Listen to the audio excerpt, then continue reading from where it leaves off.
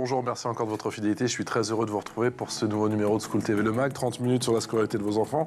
Aujourd'hui, on se met en mode mission orientation et on va se focaliser sur les métiers de l'humanitaire. Aider son prochain, c'est leur credo. Gros plan sur ces femmes et hommes qui travaillent dans l'humanitaire. De quel métier parle-t-on? Irina Capron sort sa loupe dans un instant. L'humanitaire, vaste domaine forcément, vous allez le voir, des besoins croissants et des métiers pour lesquels il faut une certaine expertise, une formation pour le moins appropriée. Où peut-on se former?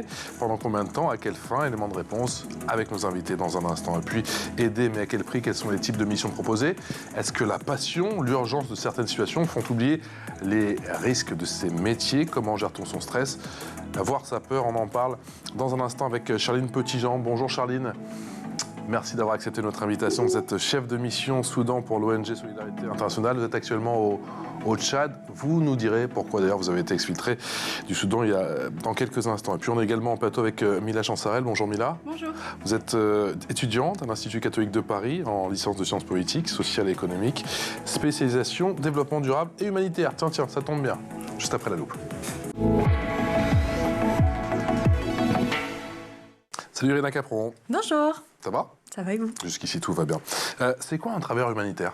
Alors, un travailleur humanitaire se déploie dans les zones touchées par les conflits ou les catastrophes pour aider les personnes touchées, les personnes les plus démunies. Donc, face aux nombreuses inégalités dans le monde et aux multiples crises planétaires, l'humanitaire est un secteur engagé et noble qui évolue au rythme de ces événements politiques, économiques et météorologiques. Irina, est-ce qu'il y a une différence entre l'aide humanitaire et le développement? Alors oui, l'humanitaire et l'aide au développement sont à distinguer. L'aide humanitaire s'organise sur un temps très court, environ quelques mois, avec d'importants financements. Elle répond à un incident ou à un événement qui vise à sauver des vies dans l'immédiat, alors que l'aide au développement s'inscrit dans un temps beaucoup plus long, qui répond à des problèmes structurels qui peuvent entraver le développement économique, institutionnel et social. On parle de quel métier dans cette filière? Alors il existe 3 catégories de métiers dans l'humanitaire. Les métiers dits programmes qui assurent la mise en œuvre d'activités techniques en lien avec différents secteurs d'activité comme la santé, l'agroalimentaire ou encore l'accès à l'eau potable, comme par exemple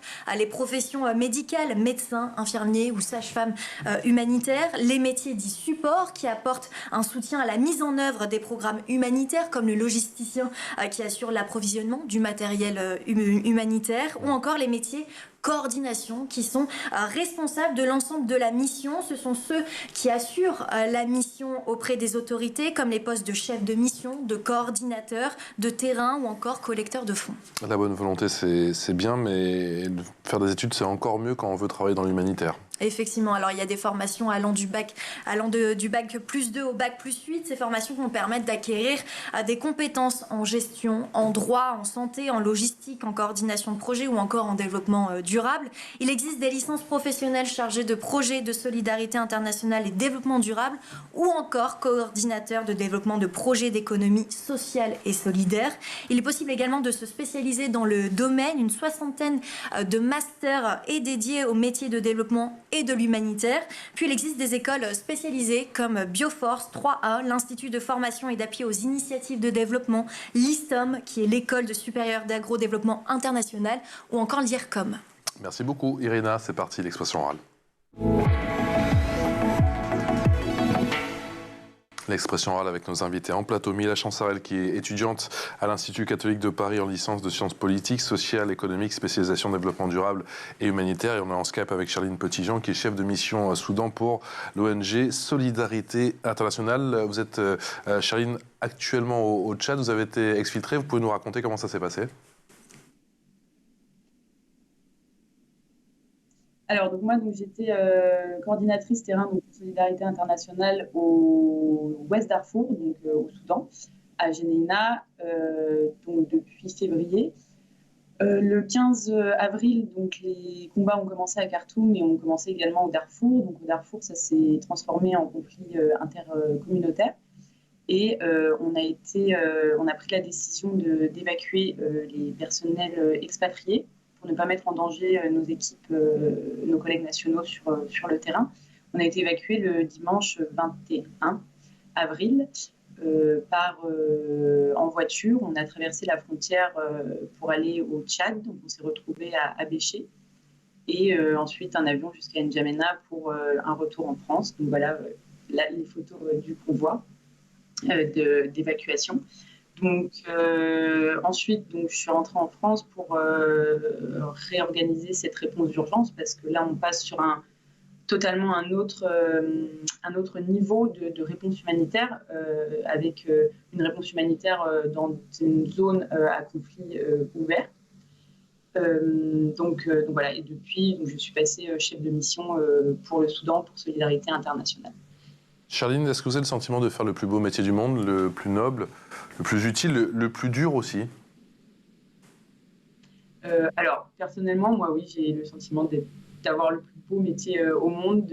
Ça fait partie en fait de la vie, c'est un réel engagement avec des positifs et des négatifs, hein, comme dans tous les métiers. Mais c'est un métier qui a du sens. C'est un métier où on rencontre des personnes absolument incroyables dans toutes les zones où on peut aller. C'est un métier aussi où tout va très vite. Donc on a des problèmes des fois énormes et on doit trouver une solution très rapidement. Donc c'est un métier, pour moi c'est plus qu'un métier, c'est vraiment, ça fait partie de notre vie. C'est vraiment un engagement permanent pour pouvoir amener une réponse pour les populations. Ouais, ça fait partie intégrante de votre personne, on l'a bien compris. Mila, vous avez animé plusieurs conférences justement sur ce domaine de l'humanitaire. Vous aussi, vous voyez, pourquoi pas travailler plus tard dans ce domaine? Qu'est-ce qu'il y a de si particulier?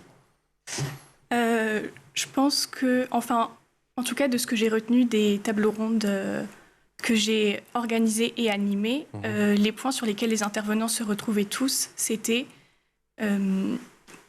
que aider les autres, eux, ça leur faisait du bien dans leur quotidien, qu'on s'en sent mieux dans sa tête. Et qu'on s'en sent mieux, effectivement, c'est ô combien gratifiant, j'imagine. Oui, très gratifiant. C'est beaucoup de sacrifices, mais j'imagine qu'aider son prochain, qui plus est dans des situations critiques voilà. comme là au Soudan. Et tout simplement porter la voix en fait, de ceux qui sont un peu plus en difficulté. Charline, quelle est votre plus belle récompense après vos quelques années de carrière? C'est un sourire, c'est un merci? Je pense que la plus belle récompense, c'est vraiment quand on est sur le terrain et qu'on met en place nos activités et que les populations viennent nous remercier.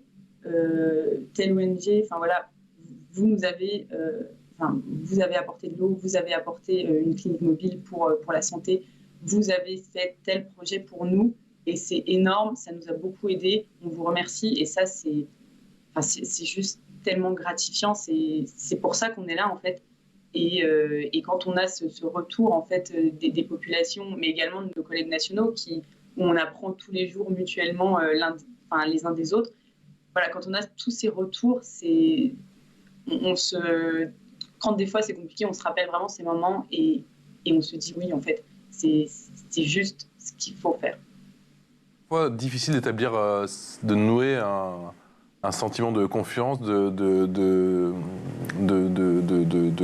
d'être en contact justement avec cette population qui n'accepte peut-être pas tout de suite forcément de l'aide. Il faut gagner leur confiance. Comment ça se passe sur le terrain? Alors évidemment, on ne peut pas arriver dans une zone sans déjà nous présenter, sans rappeler nous nos principes humanitaires, sans rappeler notre mandat de pourquoi on est là. On est quand même chez les personnes. On n'est pas, surtout nous en tant qu'expatriés, on n'est pas dans notre zone. Donc évidemment, il y a un très gros travail d'accès qui est fait, il y a un très gros travail d'acceptance auprès des populations qui est fait et qui est nécessaire pour avoir le soutien. On ne peut pas mener une opération, on ne peut pas mener un programme, un projet humanitaire sans avoir le soutien et des populations, parce que c'est elles qui vont nous remonter les problèmes, c'est elles qui vont nous dire qu'est-ce qu'il leur faut en fait. Elles sont au courant de leurs besoins. Donc on doit vraiment avoir cette confiance mutuelle entre nous, personnels humanitaires, nationaux ou expatriés, hein, je ne fais pas de différence, et les populations dans les zones dans lesquelles on va travailler.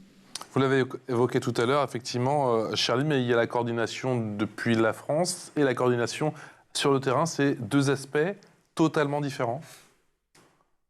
Alors oui, les opérations sur le terrain sont toujours supportées, donc un énorme support de la part des sièges, où en fait on ne pourrait pas faire sans eux, parce que les sièges ont quand même cette vision plus globale, et sur le terrain, des fois on peut être vite emporté sur peut-être sur des émotions, sur une rapidité dans le contexte. Et du coup, c'est vrai que d'avoir ce support et de savoir qu'on peut faire confiance à d'autres personnes et qu'on n'est pas seul dans une décision aussi, c'est vraiment très, très important. Et les sièges jouent un rôle extrêmement important dans la mise en œuvre des opérations humanitaires. Dans vos conférences, les multiples tables rondes, la différence d'approche, si je puis dire, et même de travail, de connexion, d'articulation entre le siège et le terrain? Alors nous, sur nos tables rondes, on a surtout vu aussi l'aspect humanitaire, certes international, mais finalement très peu. On a aussi vu que l'humanitaire, ça pouvait se faire dans notre propre pays, finalement, directement à côté de chez nous. Et qu'il y a déjà tellement à faire, rien que dans notre ville, rien que dans notre rue, je pense. Il y a tellement de choses à faire, tellement de choses à accomplir, à améliorer. Comme quoi? Comme quoi? Par exemple, aider les personnes sans-abri, les étudiants qui n'en font pas forcément dessous pour manger. C'est ça exactement. Et que donc, la leçon que j'en ai retenue, c'est que l'humanitaire, il peut très bien commencer en bas de chez nous, par des petites actions, nous, au quotidien. Mais comme on peut finalement faire notre métier, et il y a plein d'associations comme Petits Frères des Pauvres qui font ça localement et qui font ça très bien, je trouve. Mila, selon vous, quelles sont les qualités requises pour travailler dans l'humanitaire? Je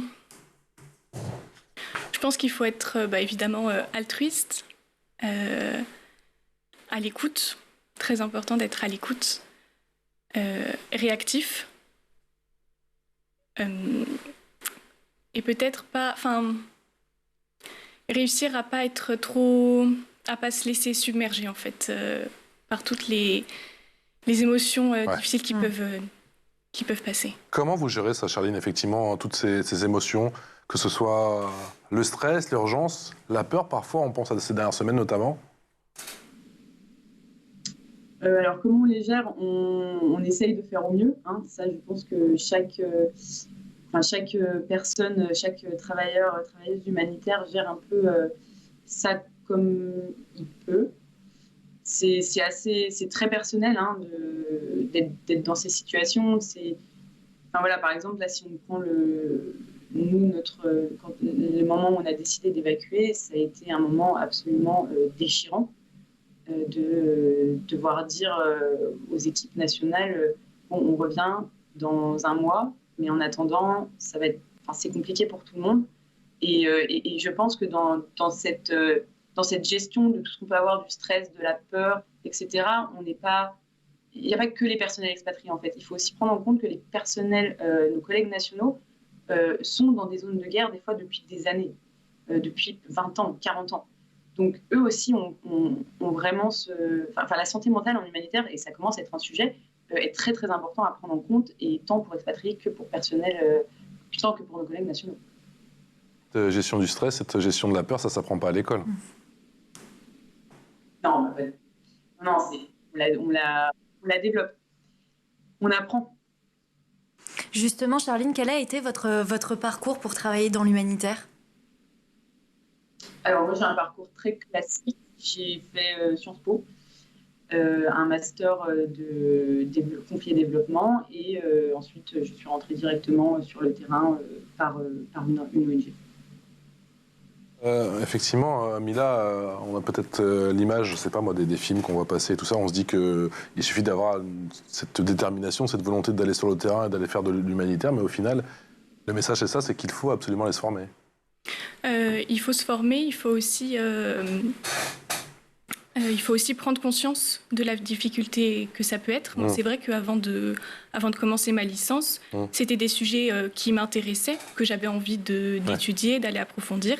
Mais je ne me rendais pas du tout compte de plein des différents aspects en fait, qu'il pouvait y avoir dans l'humanitaire. Et je pense que c'est important pour savoir si on veut peut-être, pourquoi pas, se diriger vers cette voie-là, voir si ça nous donne envie en tout cas. Charline, l'humanitaire, attention à l'expression, c'est un peu comme la banque, il y a 1000 métiers. C'est un peu comme, pardon? C'est un peu comme la banque, il y a 1000 métiers. Ah oui, alors il y a 1000 métiers, il y a 1000 moyens d'y arriver surtout.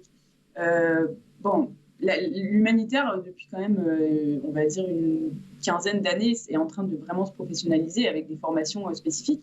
Mais Mais il y a d'autres moyens d'y arriver. On voit par exemple des logisticiens qui étaient avant dans le transport, par exemple, qui rentrent dans l'humanitaire via la logistique. On a par exemple des administrateurs, administratrices, qui étaient avant soit par exemple dans la banque, dans les assurances, et qui décident de rentrer dans l'humanitaire. Donc oui, il y a une professionnalisation actuellement. Je pense que ça, tout le monde est clair là-dessus. Après, ce n'est pas le seul moyen de rentrer dans l'humanitaire, et les humanitaires d'expérience, on va dire, donc les gens, on va dire, plus âgés, si je peux dire ça, avec beaucoup plus d'expérience sur le terrain, n'avaient pas ces formations du départ il y a 30 ans. Et l'humanitaire s'est quand même développé avec des compétences totalement incroyables pour ces personnes-là, sans avoir une formation de base humanitaire. Alors justement, est-ce qu'avec oui, Je vous en prie, pardon. Pardon. Il y a plusieurs moyens d'y arriver. Mais justement, est-ce qu'avec le Covid, il y a eu un afflux de personnes? Parce qu'on a vu qu'avec le Covid, il y avait quand même bon nombre de personnes qui voulaient absolument changer de vie, avec des jobs qui ont un sens. Et par essence, justement, le vôtre, dans l'humanitaire, chef de mission, eh bien, c'est un métier qui a beaucoup de sens. Vous avez senti qu'il y avait plus de gens qui venaient dans votre secteur depuis 2-3 ans en raison du Covid? Oui, donc non, nous, par rapport au Covid, moi, j'ai pas du tout ressenti un afflux de personnel, de collègues expatriés qui sont d'un seul coup venus dans l'humanitaire.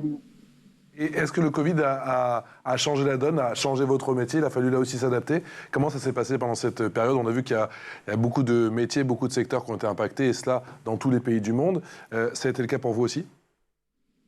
Ah oui, alors le Covid a été très très compliqué. Donc moi, au moment du Covid, j'étais au Mali. Donc on a été bloqué pendant 8 mois, le temps de rouvrir les frontières, etc. Alors le plus gros problème a été un manque d'approvisionnement en médicaments. Donc j'étais dans une organisation médicale à l'époque. On n'avait plus du tout d'approvisionnement en médicaments pendant les 2-3 premiers mois du Covid. Sur une demande, nous, par exemple, pour traiter des palus, malaria et des maladies qu'on trouve au Mali.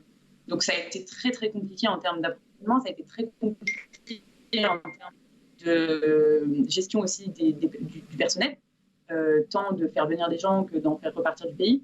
Ça a été aussi compliqué pour mettre en place les gestes barrières qui finalement, dans certains pays, on n'a pas eu ce pic comme on a pu voir en Europe de Covid. Donc ça a été une période très très particulière où aussi on a vu se développer le télétravail par rapport au personnel au siège, ou aux expatriés qui étaient bloqués pendant leurs vacances dans d'autres pays ou dans leur pays. Donc il y a eu aussi tout un travail de remote, de gestion à distance des projets. Et donc ça a beaucoup changé un peu la donne du travail, mais actuellement, finalement, l'impact l'humanitaire sur le terrain est redevenu ce qu'il était avant le Covid. C'est juste, je pense, au niveau des sièges où le télétravail s'est un peu plus s'est développé, quoi. Mais nous, au niveau des terrains, c'est redevenu comme avant. Il y a le terrain, il y a la pratique, bien évidemment, l'expérience, et il y a aussi la théorie. Et c'est votre cas pour l'instant, Mila. Qu'est-ce qu'on apprend, par exemple, en Sciences Po, et notamment dans cette spécialisation développement durable et humanitaire? Alors déjà, ma licence, ça reste quelque chose de quand même très général. Donc même si je me spécialise en deuxième année, je continue à avoir ces matières très théoriques, finalement, de sciences politiques, sociales et économiques. D'accord. On a juste des petites matières en plus qui se rajoutent. Les exemples de matières que j'ai en tête qui se rapprocheraient le plus... Il y a quoi? Il y a pas mal de géopolitique, on voit les différentes dynamiques des différents pays. Qu'est-ce que vous étudiez, du coup? Par exemple, on a une matière qui s'appelle Sociologie de l'intégration et de l'exclusion. D'accord.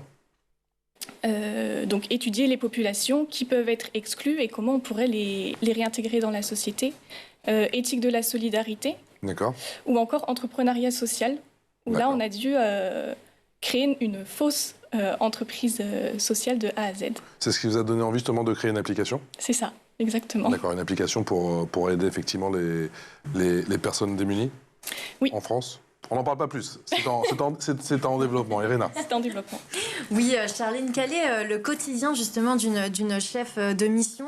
Quels sont vos rôles? Alors, il n'y a pas vraiment de quotidien. Chaque jour est différent, chaque heure est différente. Mais on a quand même plusieurs choses qui se ressemblent. Donc, on va faire surtout de la gestion sécuritaire. Valider des mouvements, faire des évaluations sécuritaires, dire oui ou non pour telle ou telle évaluation, par exemple. Ça va être rencontrer des bailleurs de fonds, ça va être rencontrer des autorités, ça va être rencontrer des groupes armés aussi pour faire de l'accès humanitaire. Ça va être du management également, du personnel. Ça va être revoir un budget, revoir un suivi budgétaire sur un projet. Ça va être rencontrer tel ministre pour pour parler d'un projet ou pour inaugurer un projet. Ça va être... Il y a vraiment beaucoup de choses. On ne s'ennuie absolument jamais. Ça va être également beaucoup de visites terrain pour rendre visite, pour voir les projets, pour voir les équipes sur chaque base. Donc voilà, vraiment, on ne s'ennuie à aucune minute. Ce qui est bien avec l'humanitaire, c'est que quand on a fait pas mal, après tu peux être président ou présidente de la République, à mon avis, parce que tu sais tout faire. Ça touche à tous les domaines, c'est transversal. Tu connais effectivement tous les dossiers. C'est parti d'infos en plus. L'info d'Irina, l'info en plus, tu nous parles d'une étudiante en mission humanitaire, justement. Exactement, elle s'appelle Mathilde Recoq, c'est une Bretonne de 20 ans, étudiante en commerce international à Nantes. Alors depuis le 6 juin dernier, elle est partie en Inde pour une mission humanitaire grâce à l'association de son école, intitulée Un autre monde, qui œuvre pour l'éducation. Alors avec 11 autres étudiants, ils sont partis au sud-ouest de l'Inde, à Bangalore, pour rénover une école qui accueille 66 élèves de 8 à 14 ans. Alors pendant leur mission humanitaire, ils vont construire un toit pour l'école, des toilettes pour des filles, une bibliothèque. Ils vont également faire du soutien scolaire et des activités avec les élèves. Et pour mener à bien cette mission, il a fallu démarcher des entreprises et bien évidemment des donateurs. Charline, on a quel sentiment quand on revient en France? Est-ce qu'on a le sentiment d'être un petit peu décalé? Il y a un phénomène de décompression? Comment ça se passe? Alors, oui, il y a un énorme sentiment de décalage. On peut pas le nier, surtout en fonction des contextes dans lesquels on a pu être pendant des mois. Donc voilà, on est dans un esprit, on est très content de revoir les amis, la famille, mais aussi c'est perturbant c'est très perturbant en fait de repartir dans cette vie à la française finalement. Donc il y a ces deux mondes, il faut s'adapter. J'imagine, ouais. Et pourtant, on en a besoin, j'imagine, pour retrouver l'énergie, pour se ressourcer, si je puis dire, et refaire le plein d'énergie avant de repartir sur le terrain. Ah non, bien sûr, c'est nécessaire. Les passages dans son pays où il y a la famille et les amis, ils sont absolument nécessaires. Les pauses sont nécessaires en humanitaire si on veut pouvoir repartir, justement. Mila, comment est perçu l'humanitaire et même plus globalement le bénévolat, le volontariat? Est-ce que ça a la cote en France? On a l'impression que c'est une institution dans certains autres pays, notamment des pays anglo-saxons. On le met sur le CV, d'ailleurs, ça a une vraie plus-value. Oui. Et j'ai l'impression que ce n'est pas vraiment la même démarche en France. C'est vrai ou je me trompe?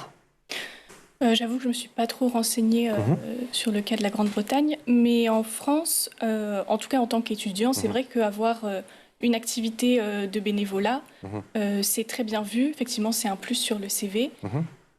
Maintenant, il faut pas le faire parce que justement, ça fait un plus sur le CV et que ça fait bien vu, etc. Il faut vraiment le faire parce qu'on en a la volonté, il faut être motivé parce que sinon, ça peut être très difficile.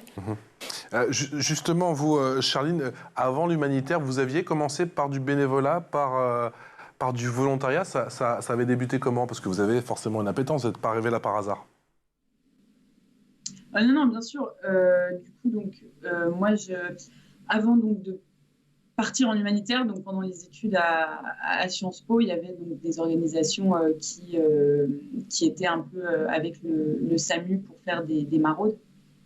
Donc moi, je suis partie là-dedans et c'était vraiment très bien. Oui. C'est l'expérience.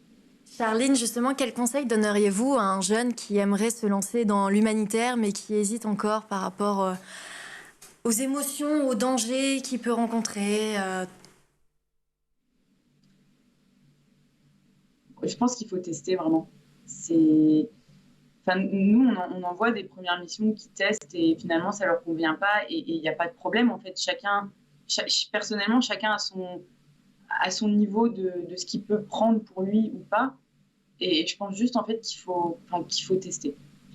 Là, j'ai pas d'autres conseils. On peut pas, évidemment, on hésite, mais on peut pas dire oui ou non avant d'avoir vraiment vécu une mission humanitaire. Est-ce que vous pourriez vivre maintenant sans votre dose d'adrénaline? Parce qu'au final, votre métier, c'est un peu ça. Le quotidien n'est jamais le même. Chaque jour est différent. Et puis, il y a une forme d'urgence, de tension, de pression, voire même de risque parfois.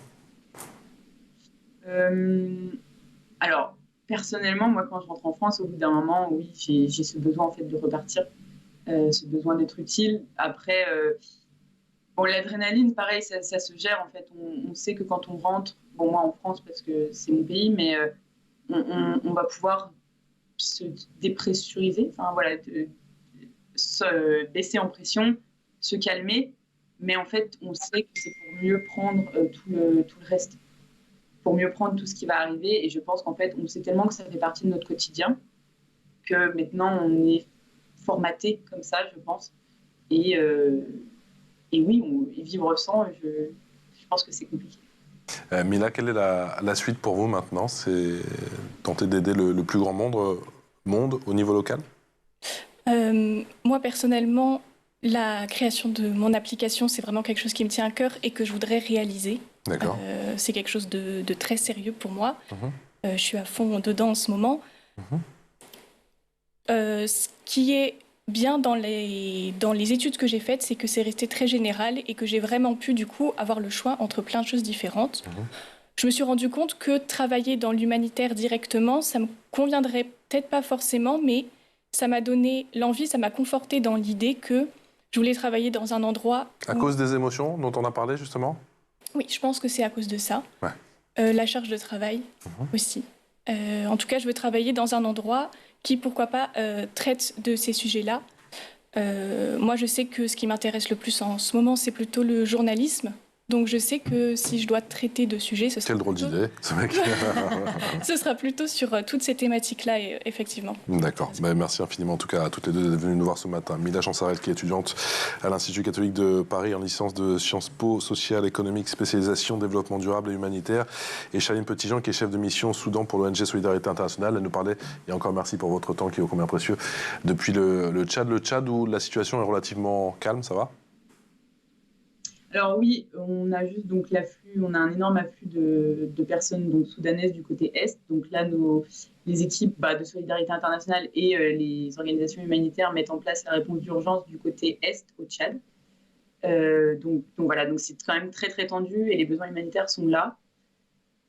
Donc là, le passage frontière, l'est Tchad Darfour, il y a vraiment un concentré de besoins humanitaires absolument énorme. Et donc, on essaye de coordonner au mieux pour que chaque personne puisse avoir une assistance. C'est infiniment et encore bravo pour ce que vous faites. On n'hésitera pas à vous rappeler pour faire un petit point d'étape, si je puis dire. Bien sûr, dans les prochaines semaines, Charline Petitjean, chef de mission Soudan pour l'ONG Solidarité Internationale, et Mila Chansarel, donc étudiante à l'Institut catholique de Paris, en licence de sciences politiques, sociales et économiques, spécialisation développement durable et humanitaire. J'ai tout dit. Irina? On se retrouve demain. Avec plaisir. J'attendais que vous me disiez.